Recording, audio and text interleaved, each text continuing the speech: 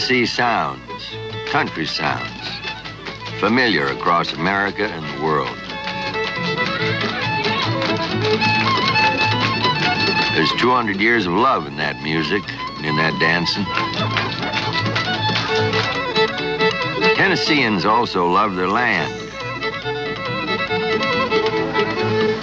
After a week's work in the 20th century, many go back to the earth, to the ways of their past. Since the early days, this land has been cared for. The values of Tennessee's rugged, resourceful forefathers have survived, along with the music.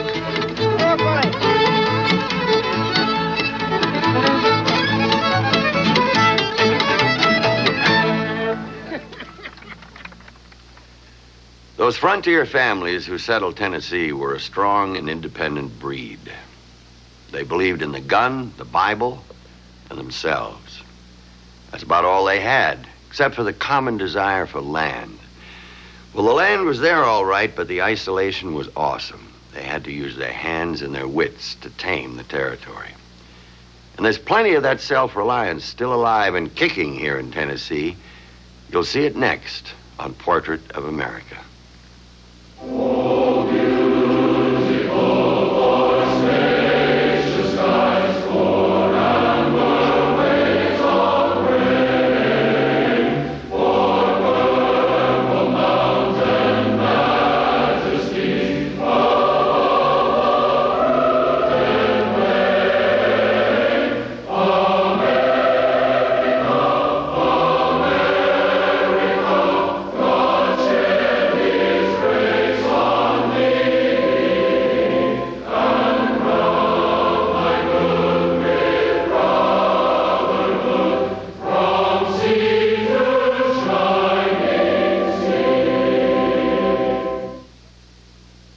Of America is brought to you by today's Pringles with the 1986, the state of Tennessee was created out of the wilderness of the Southwest Territory. It would eventually be surrounded by 8 other states. Tennessee is long and narrow. The state divides itself into 3 natural regions. The mountainous terrain of the Smokies in the east, the Cumberland Plateau, or the midsection, and in the west, the lowlands along the Mississippi River. The whole westward movement of America from the south came right through here. The Cumberland Gap. The Indians first learned about this pass through the mountains by following the buffalo. The landscape remains unchanged. It still seems wilderness, rich with possibilities. Daniel Boone led a party of axemen here in 1775 and blazed this trail, the Wilderness Road. And other pioneers have pushed even further out into the American West.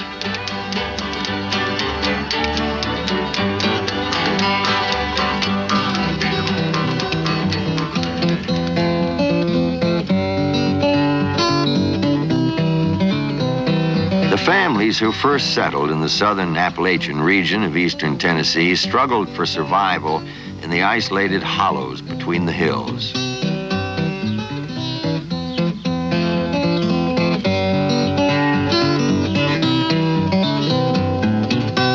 Armed with their resourcefulness and little else, they carved out a place for themselves with their wits and the bounty of the woods.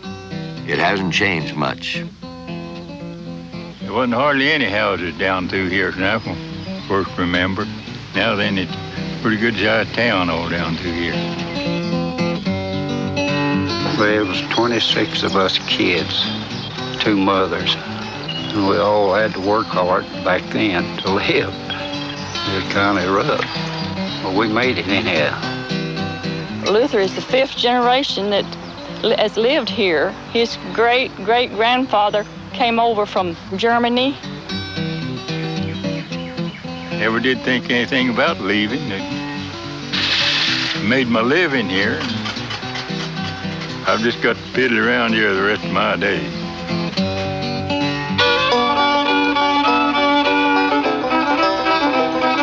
The story, the spirit, the rich mountain culture of the Appalachian region lives in its people. It's preserved, passed down at this 75-acre museum of Appalachia, created by one man, John Rice Irwin. His ties to this region go back 200 years, to when his family first settled here. I spent a good deal of my time with my 4 grandparents, who were actually grandsons and granddaughters of the pioneer era, and I spent a lot of time with a lot of the other older people in the community. So I wanted something to remember them by, and I had no idea, of course, of starting a museum. My family came in here in 1784 and settled in this same valley, and they lived there until 1934, when the United States government bought the area for the inundation for a lake, when the first TVA dam was built. That first dam was the Norris Dam.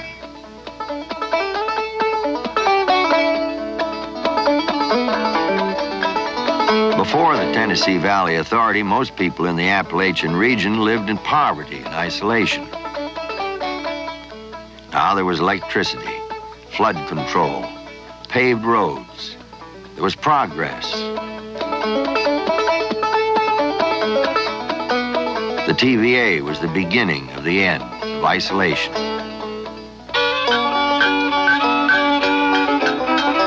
But pioneer ways of making and fixing things continue. These mountain people knew how to get things done. They had to. I think anywhere in America you had some great people coming in. They all went through a period where they had to be self-sufficient. They had to make their own clothing, their own shoes. They had to be their own blacksmith and make their own wagons, and everything that had to be done, they had to do it themselves. They couldn't go to the store or the supermarket and buy it. In Appalachia, it was a little more that way, because you had people who were more isolated, so they had to, you could not have the specialization that you had in some other sections of the country. John's grandfather started him off with a couple of items. Today, there are 200,000. The thing that I like to do here at the museum is have items that tell a story, and as I say, it means a lot more, I think, if you do know the history of these items. This little gadget here on the floor is a baby rocker. Came from blind Maggie Gray, who's up in Big Valley, and she could sit here and rock the cradle and peel apples or break beans or quilt or whatever she wanted to do. And quite an interesting little gadget, and for years nobody could figure out what it was, because it is quite unusual. This, I guess, maybe indicates that the ingenuity and the make-do has not all disappeared from the mountains, because my old friend Dow Pugh from down at Monterey, Tennessee, made this about 20 years ago, and he saw this ham can and $2.98 on it, and he puts a neck on it and has a real nice playing a banjo. Music became a second language in Tennessee. In this place of isolation, music meant community. It gave a unique culture, a common voice. My parents were very good parents and so forth, but they didn't think I should spend all my time sitting around playing the banjo and the mandolin and the fiddle when there was corn to be chopped and hay to be hauled and things of this sort. So I would sort of have to sneak around on Sunday afternoon when we didn't work, you know, or after the work was done to play.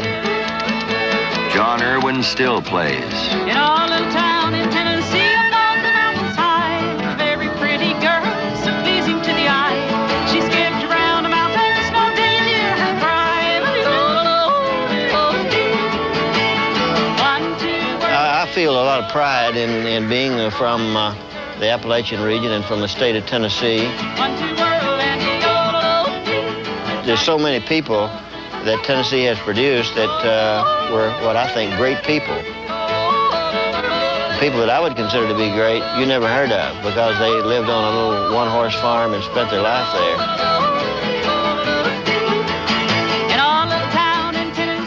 I feel sort of an obligation to try to tell their grandsons and their great-grandsons and so forth how it was. And if they see some of the things, the pair of shoes that Uncle Camel wore for 24 years and how he patched them and so forth, they might get a little bit of appreciation of him and the contributions that he made.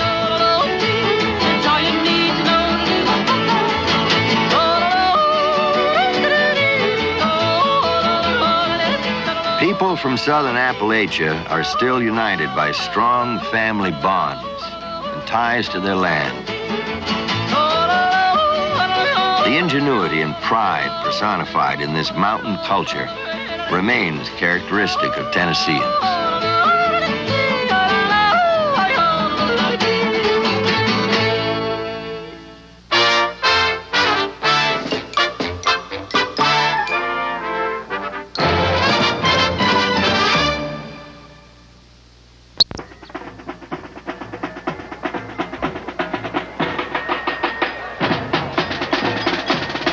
Of July in Jonesboro, Tennessee's first settled town. Down this main street have walked Tennessee's 3 presidents, Andrew Jackson, Andrew Johnson, and James K. Polk.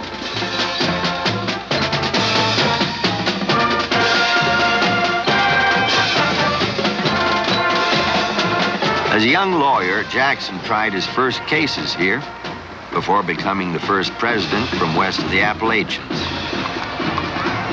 It was a time when local frontiersmen still came to town to pay their taxes in beaver pelts. In 1800, over 100 homes lined this main street. Tennessee was being rapidly settled. Towns like Jonesboro were leading the way. Stagecoaches regularly stopped here on the way west to Nashville. Then trains replaced stagecoaches. Towns like Jonesboro became whistle stops, lost among cities like Knoxville and Nashville, Chattanooga and Memphis.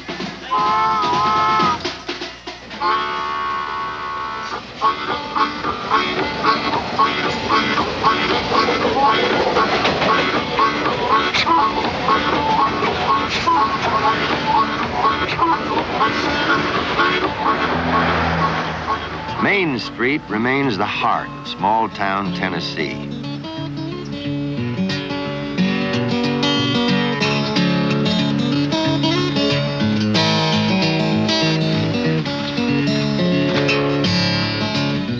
Until the 1950s, the state stayed mostly rural. 95,000 farms still spread across Tennessee.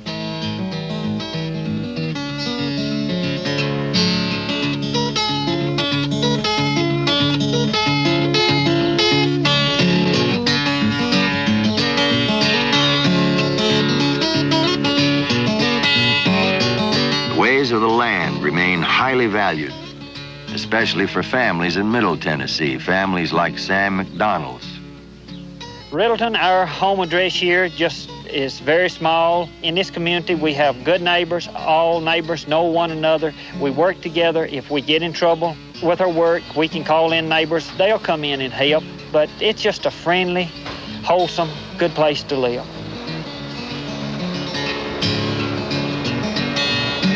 I'm 45 years old, and I've been at it all my life.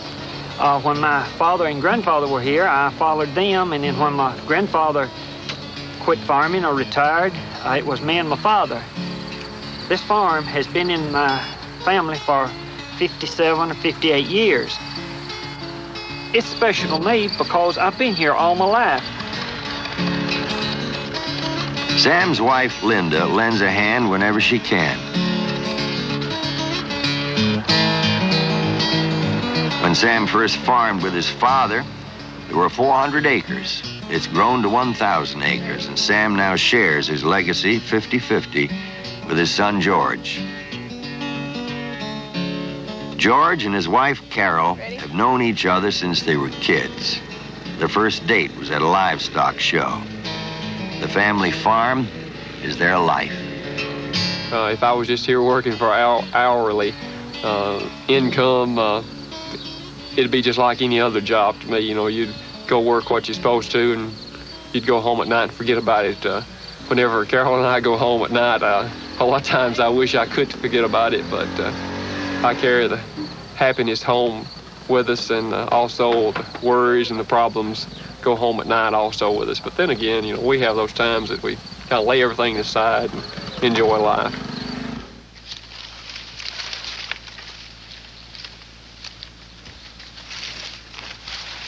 George uses 10 acres of the land to test soybeans and corn hybrids. The information helps him decide what to plant for better yields. Information he'll share with his neighbors. He shares his life with Carol.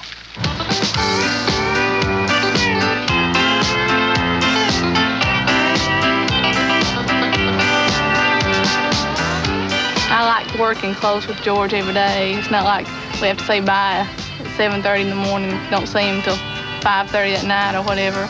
I feel like I'm helping him and benefiting the farm as well. Whatever that I seem to be doing, she's happy to try and to help me out for us both to be successful at what we're doing. I said something to her about driving the combine. No, you know. I was scared, but, you know, you get used to it and you get over it.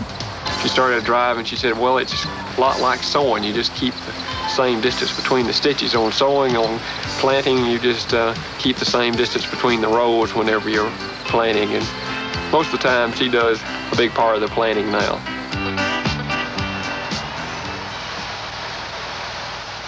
The McDonald's corn is stripped from the cob and stored and dried in nearby silos until it's ready to be processed and sold for livestock feed.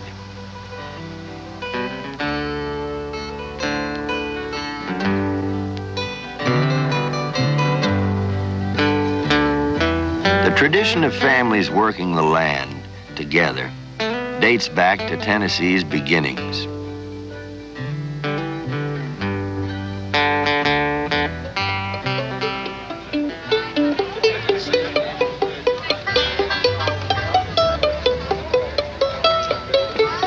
There's another tradition in Tennessee, homegrown music.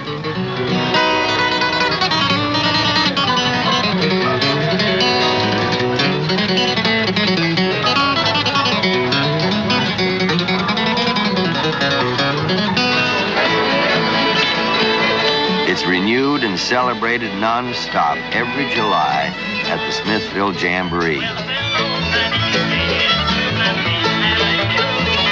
Folks come to show off a little, to practice, and to exchange their music. Diane, this is an old fiddle tune that I want you to learn to play. It's called You Ever See the Devil, Uncle Joe? And it's an old traditional tune, been played ever since I was your age. I learned it from an old fiddle player when I was your age. And I want you to listen to me play it. I want you to learn to play it, and I want to hear you play it. Fraser Moss is one of Tennessee's finest fiddlers. Like most musicians here, Fraser first heard a relative play and then picked up a fiddle and taught himself. That keeps happening in Tennessee. Have you ever heard that tune before? You haven't ever heard it? Let me see you try to play that. Do the best you can on it.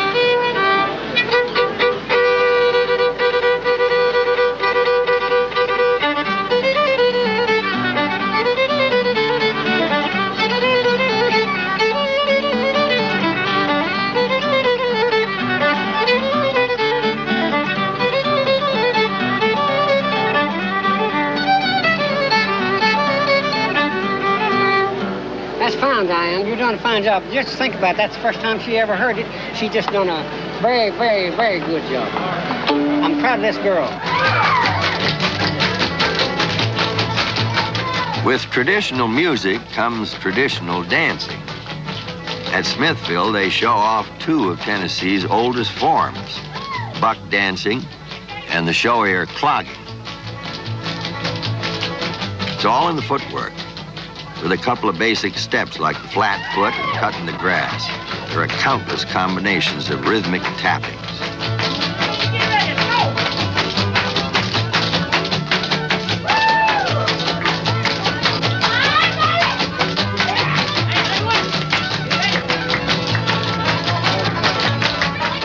dancing, music, and fine things made by hand.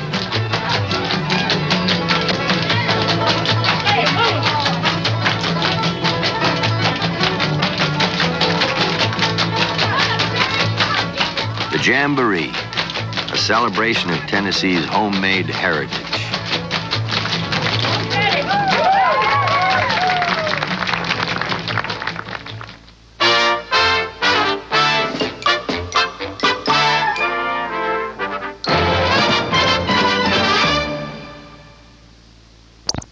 The challenge for the people of Tennessee is no longer taming a wilderness, but moving into the future without losing those values and traditions they fought so hard for in the past.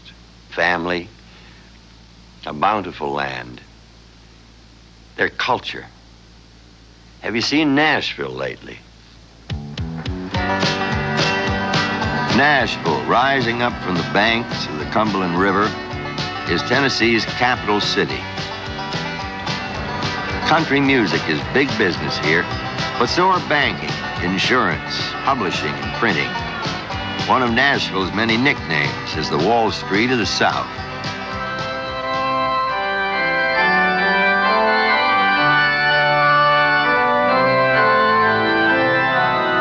This city of 700 churches is no less proud to be known as the buckle on the Bible Belt.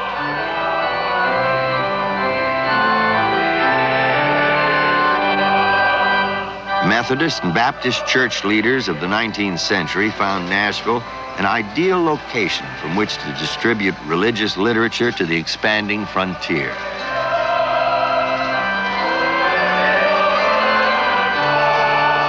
Nashville became the religious printing and publishing capital of the world.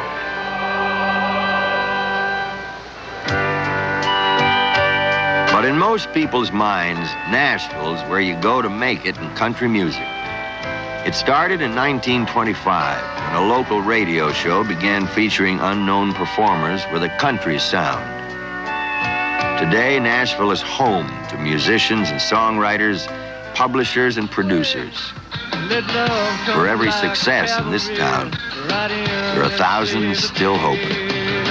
Words at 20 paces, anger at high noon. And this house ain't big enough for both of us, it's coming soon. Hugh Moffett is already a Nashville success, his songs recorded by artists like Dolly Parton in Alabama. It wasn't until I came to Nashville that I took it seriously, because there was such an atmosphere of songwriting here.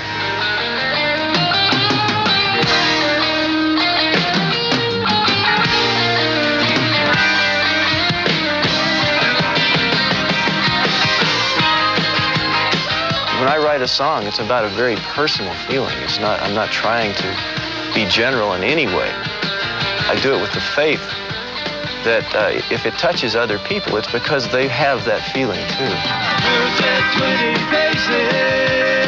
His songs are hits, but Hugh and the band still chase an elusive dream, a recording contract. There are a lot of musicians in this world who would practically kill to get on stage and do 2.5 hours of their own music with a great band. I'm very fortunate.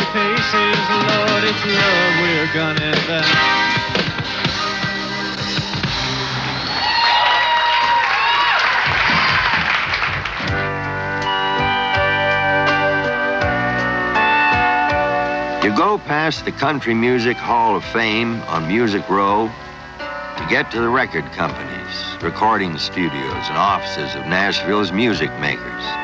They cluster modestly along these quiet streets.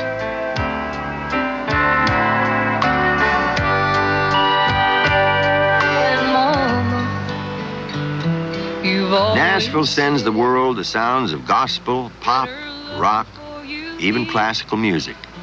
Stars of the future walk these streets with homemade recordings in their hands, hoping to be discovered. A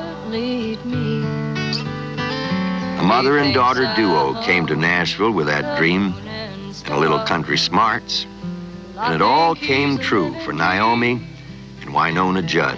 Okay, I'll tell you, that's going to work fine. Super. The key sounds great. And you know what, Naomi? Maybe you can come in on the second verse, like whenever it feels right, and do some really good harmony. I hear it on the, I think he hung the moon and stars.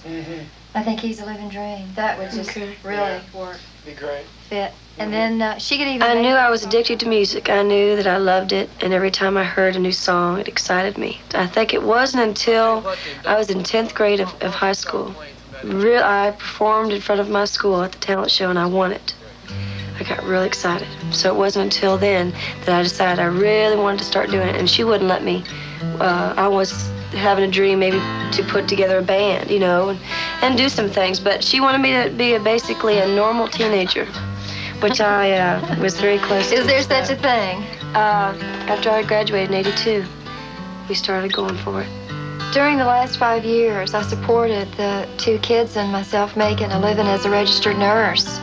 In the Williamson County Hospital down where we lived, I was taking care of a young girl whose father was one of Nashville's top producers, Brent Mayer.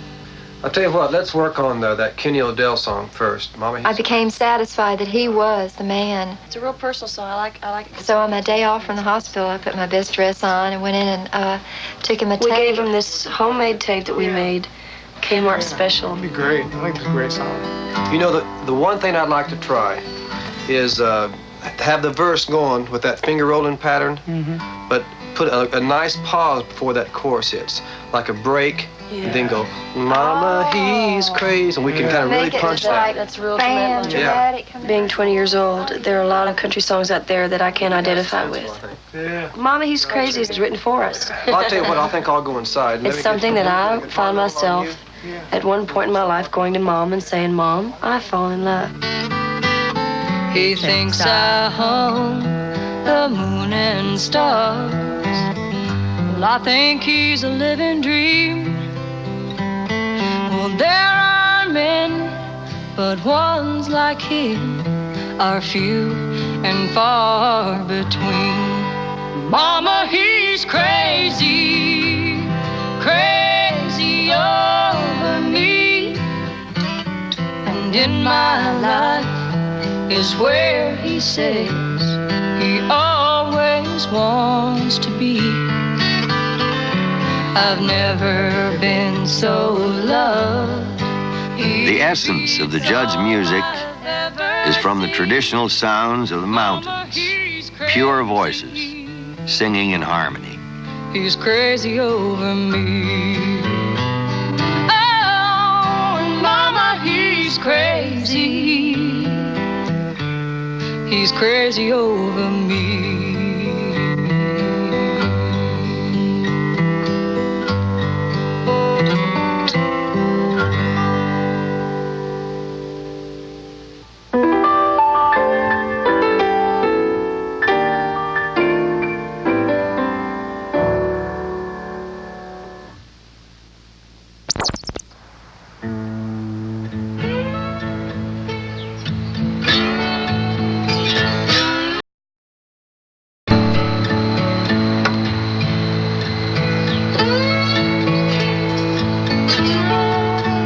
Western Tennessee, the soul of this area flows with the Mississippi. River channels echo with the music of the blues.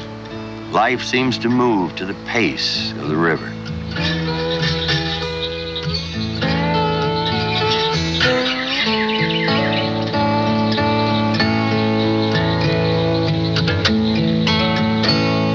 Reelfoot Lake, a wonder of the Tennessee West. In 1811 and 1812, great earthquakes caused the Mississippi to rise up and flood a giant cypress forest. Those are the tops of those cypress trees. They still dot this remarkable lake. Davy Crockett fished and hunted here. It's still bountiful. Arrowhead Lodge provides a good living for Al Hamilton, a commercial hunter, fisherman, and guide. Good morning. How y'all doing this morning? Fine and dandy. And yourself? All doing fine. Y'all ready to go fishing? Yeah. We're going to give her a good shot. Well, let me get y'all fixed up with some bait. Y'all want some minnows and crickets this morning? Al has earned a reputation as an ardent conservationist. What's biting good? Everything? He formed the Reelfoot Lake Development Council to lobby the state government for help. Red worms for your... Scientific studies confirmed what Al had seen for years. The lake was shrinking, dying. Wildlife was endangered, and so was the community's livelihood, and with it, its way of life. Little hole. And then he'll crawl out. See there? He crawled out right there.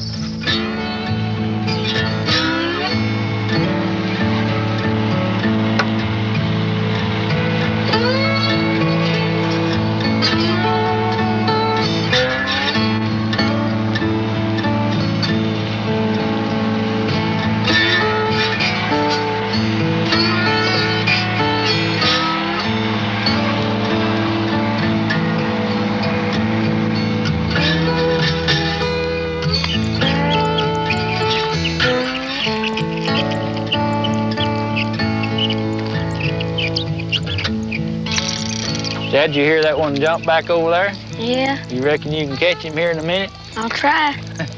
Well, I hope you do. I'd like to see you take in a 5 or 6 pound big old bass this morning. Dad, pull your bait a little bit quicker next time and see if that won't make them hit it a little bit better. I think you're pulling it just a little bit slow.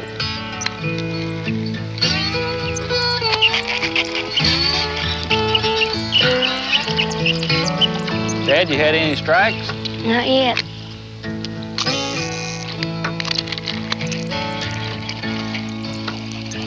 When you gonna catch one, Chad? Time to catch one right now. When you gonna catch one?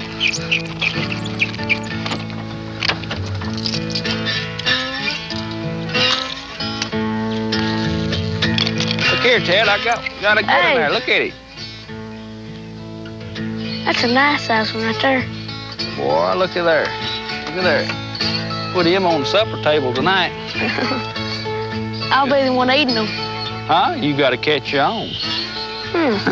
You better get busy. Reelfoot Lake once covered an area of 45,000 acres. Today, barely 13,000 remain.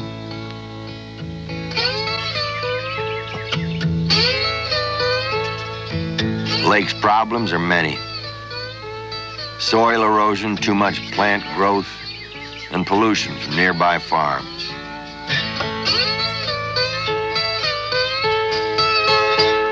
We just got mad. The local people did. We got mad because we didn't feel like Reelfoot was getting the attention from the government agencies, that are federal and state. We got mad after we got to asking questions, come to find out nobody knew what each other was doing. Al's efforts have made a difference. The state is now aware of Reelfoot's problems and is sending help. From the standpoint of man, he's going to have to decide what is going to have to be done to correct some problems that we have created. I feel like it deserves a better treatment and deserves to be preserved.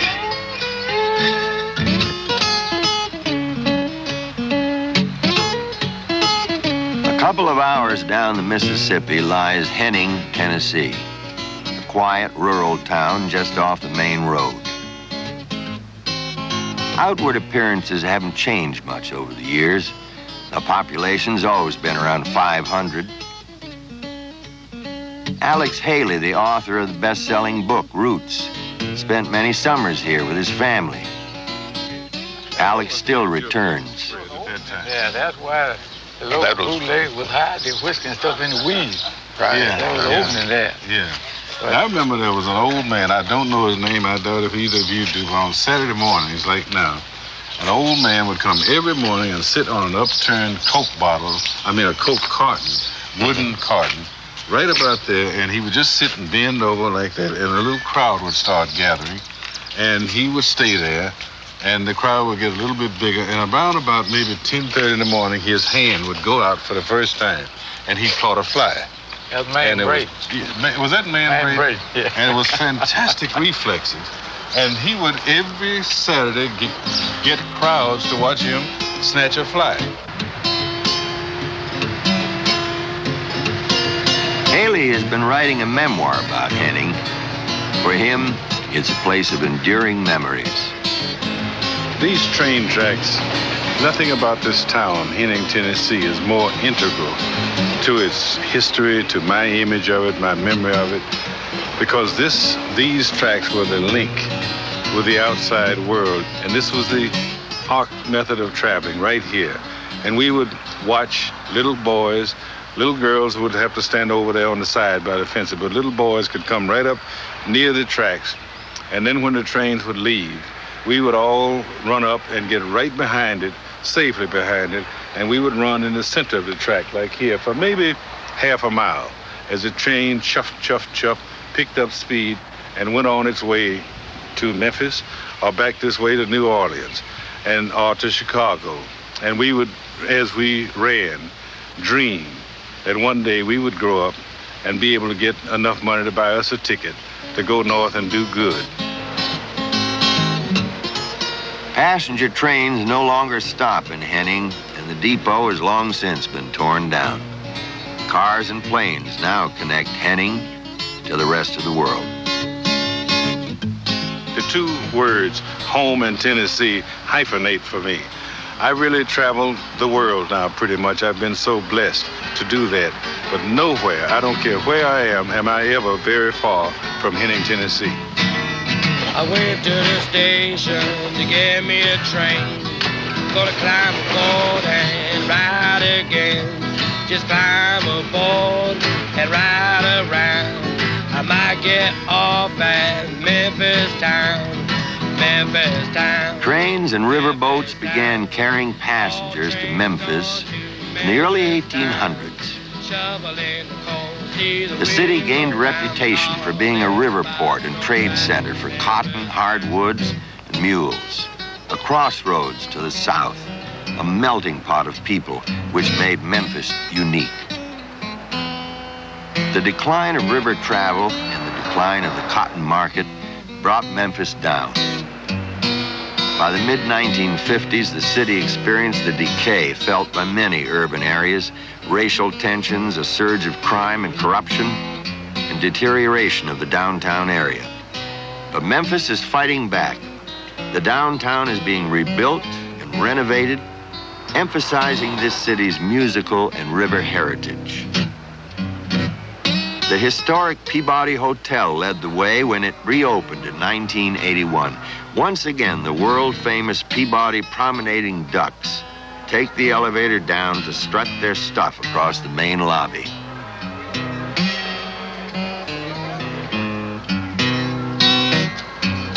Mud Island. Some might say that only a people still close to the land would give that name to a new $63 million park and entertainment complex. The home of the blues has had a facelift. Mama make a lula, hey, what's up?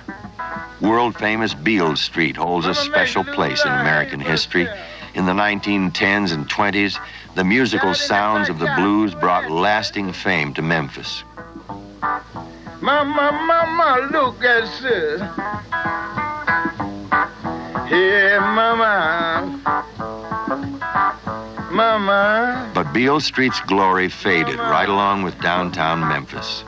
By the 1970s, Beale Street was silent. Revitalization efforts here are bringing back the music and the good times. The signs of success are showing.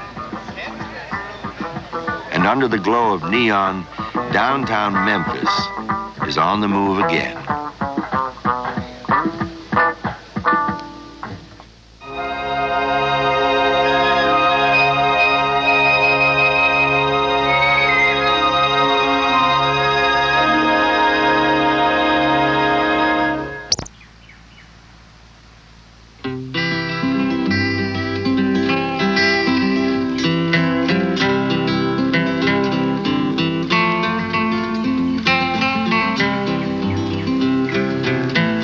Much of Tennessee still appears rural. Among these hills, an industrial facility would be seen as out of place, if it were seen at all. Maybe that's why, in 1942, the United States government built a now famous secret city here at Oak Ridge.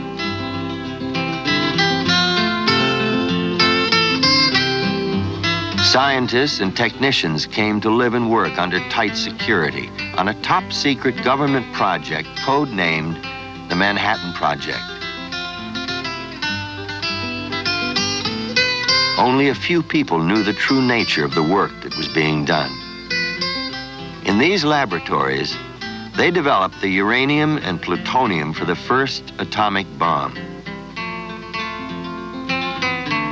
The hills of the Black Oak Ridge soon became known to the world as a frontier for nuclear science.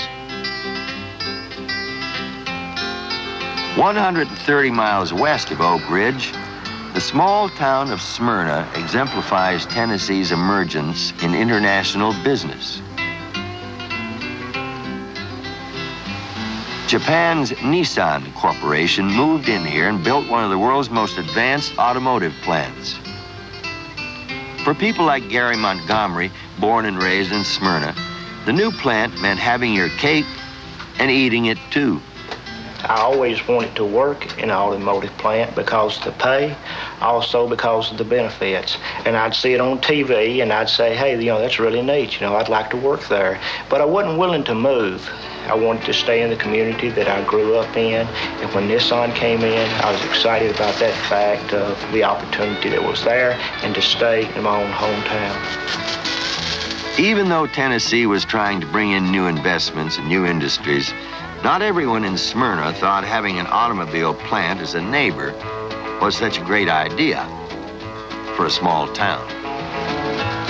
You had people that were a little bit negative, not knowing what to expect. They knew that the growth that was going to take place, they wondered whether the advantages would outweigh the disadvantages. There were comments made such as, hey, Smyrna may come a little Detroit or a little Tokyo. The protest faded when 100,000 people applied for the first jobs. Many were from the north, including Detroit. 1,900 employees were soon building compact sport trucks here, complemented by 230 mechanical workers, robots.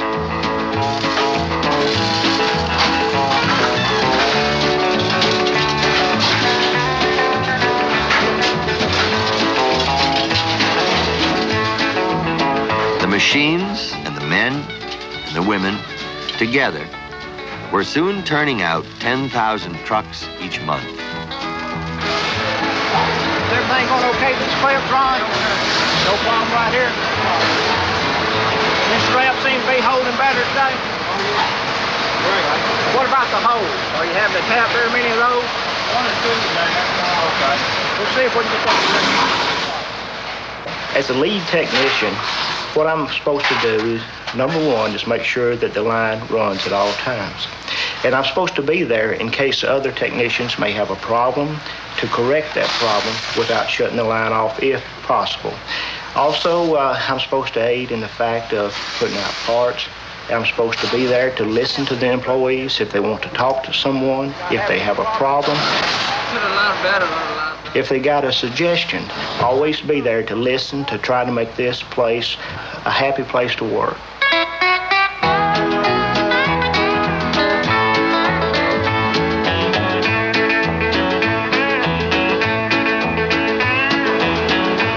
Tennesseans developed a tradition of ingenuity and craftsmanship for making things to meet their own needs. The tradition works just as well, meeting the needs of others. The native Tennesseans have had a lot of pride within themselves. And when they brought this company to the South, a lot of people said it couldn't be done. And even the Japanese themselves said, hey, Americans can't work, like the Japanese. And we were bound and determined to prove to the whole world that we could build the best trucks sold in North America, that we could even build a better truck than what they're building in Japan. All the reports prove that to be a fact. And the Tennessee did.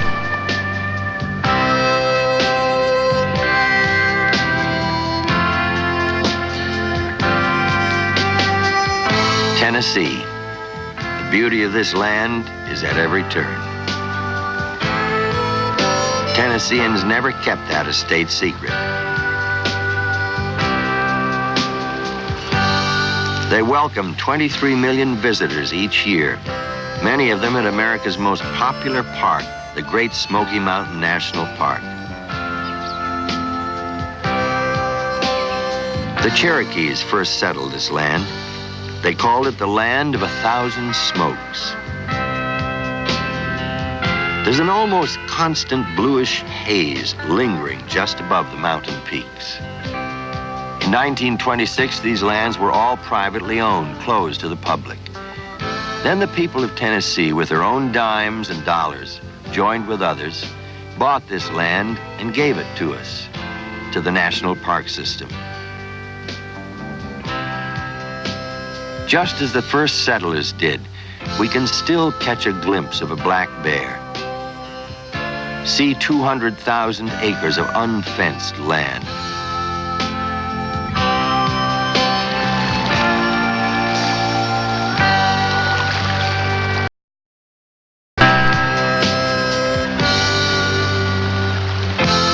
We can admire the original natural beauty of a 20th century wilderness and know what it must have been like to come here, to be the first, with only your own resourcefulness and the bounty of the woods to rely on.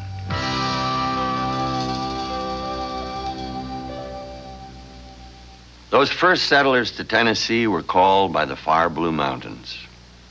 The call is still there, and so are the values and traditions of these fine people.